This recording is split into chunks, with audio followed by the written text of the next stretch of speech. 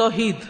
عبداللہ بن مسعود رضی اللہ عنہ سے روایت ہے کہ رسول اللہ صلی اللہ علیہ وسلم نے فرمایا، جو شخص اس حال میں فوت ہوا کہ وہ اللہ کے ساتھ کسی کو شریک ٹھہراتا ہوگا وہ آگ میں داخل ہوگا۔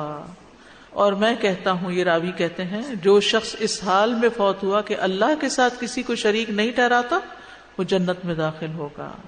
تو یاد رکھیے، شرک سب سے بڑا گناہ ہے، سب سے بڑا ظلم ہے، سب سے غلط اور باطل عمل ہے۔ یہ ایسا گناہ ہے جس کو اللہ تعالیٰ بخشے گا نہیں۔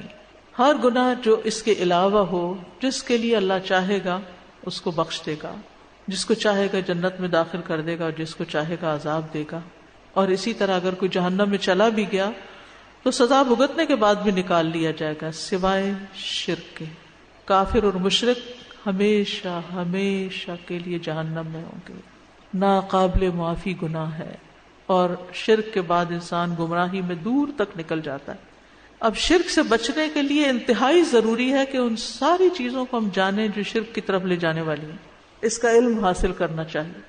وَاعْلَمْ أَنَّهُ لَا إِلَٰهَ إِلَّا هُوَ، علم حاصل کرو، جان لو کہ اللہ کے سوا کوئی الہ نہیں۔ مشرک کے سارے اعمال ضائع ہو جائیں گے، یعنی چاہے اس نے ساری زندگی نمازیں پڑھی ہوں، روزے رکھے ہوں، صدقہ خیرات کیا ہو، حج کیا ہو، لیکن اگر اس نے شرک کیا تو سارے اعمال برباد، کیونکہ اللہ تعالیٰ تمام شرکاء سے زیادہ شرک سے بیزار ہے۔ تو شرک سے ڈرتے رہنا چاہیے۔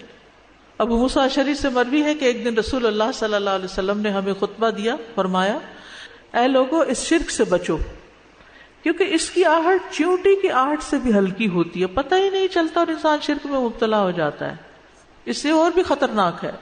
اس پر کسی نے پوچھا، یا رسول اللہ صلی اللہ علیہ وسلم، جب اس کی آہٹ چیونٹی کی آہٹ سے بھی ہلکی ہوتی ہے تو پھر ہم اس سے کیسے بچ سکتے ہیں؟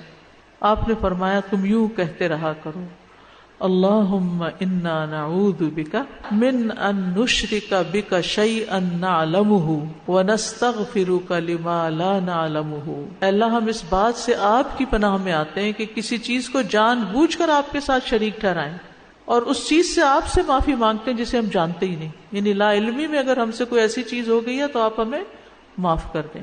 اب شرک کی بڑی اقسام ہیں دو، ایک شرک اصغر ہے اور ایک شرک اکبر۔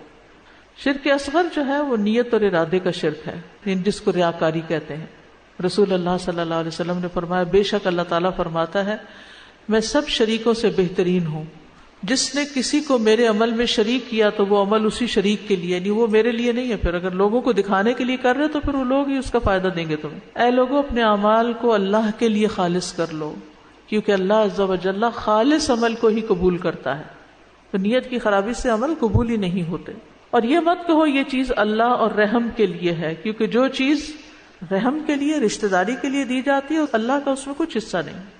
تو مطلب کیا ہے کہ پھر رشتہ داروں کو دیتے ہوئے بھی اللہ کی رضا مد نظر ہو، اور یہ نہ کہو کہ یہ چیز اللہ کے لیے اور تمہارے لیے ہے، یہ اللہ کے لیے اور تمہارے لیے، یہ بھی نہیں کہنا چاہیے۔ اللہ کے ساتھ تم کو شریک کر رہے ہیں بیچ میں، بس وہ تمہارے ہی لیے ہوگی، اللہ کے لیے اس میں کچھ حصہ نہیں۔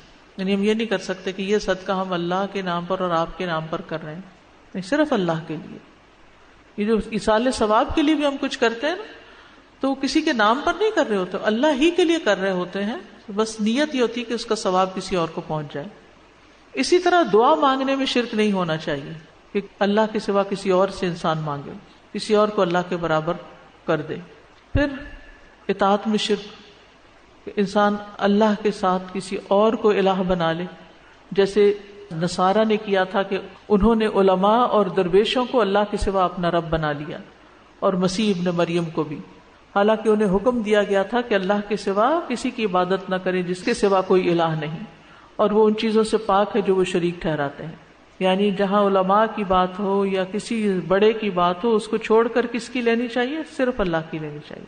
اسی طرح تعویذ لٹکانا، پھر اسی طرح بدشگونی لینا، غیر اللہ کی قسم کھانا، اور باقی یہ جو بڑی بڑی قسمیں ہیں جیسے بتوں کی عبادت کرنا، یا اللہ کے ساتھ کسی اور کو اپنی عبادت کا مستحق سمجھنا، اس کے آگے سجدہ کرنا، یا اس سے دعائیں کرنا، یا اس کے نام کی نظر و نیاز دینا، یا اس کی قبر پر چکر لگانا اور حج کی طرح طواف کرنا، یا اور اس قسم کے کام کرنا، تو اس سے بھی بچنے کی ضرورت ہے۔